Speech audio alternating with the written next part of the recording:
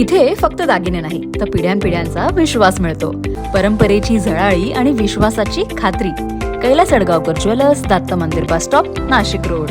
नाशिक मनपाच्या हद्दीत असलेल्या आडगाव येथे चहा व्यावसायिक राजू सय्यद उर्फ राजू चाचा यांच्या वतीने दरवर्षीप्रमाणे यावर्षी सुद्धा शिवजयंती निमित्त सकाळी 6 वाजल्यापासून तर संध्याकाळी 7 वाजेपर्यंत पूर्ण दिवसभर मोफत चहा वाटप करत असतात. ही परंपरा त्यांची गेल्या 10 ते 15 वर्षांपासून आडगावमध्ये आहे. राजू चाचा हे धर्माने जरी मुस्लिम असले तरी त्यांच्या अंगी छत्रपती शिवरायांचे पूर्ण विचार आहेत आणि या विचारधारेने आडगावमध्ये गेल्या 15 ते 20 वर्षांपासून चहाचा व्यवसाय ते करत आहेत. राजू चाचा हे त्यांच्या मोठ्या मनाने दरवर्षी सगळ्यांना मोफत चहा वाटप करत आहेत.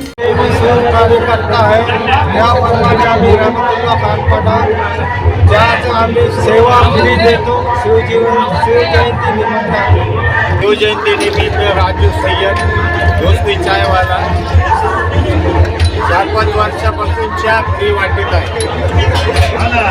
शिवजयंती मुला फ्री वाटत आहे 4-5 वर्षापासून.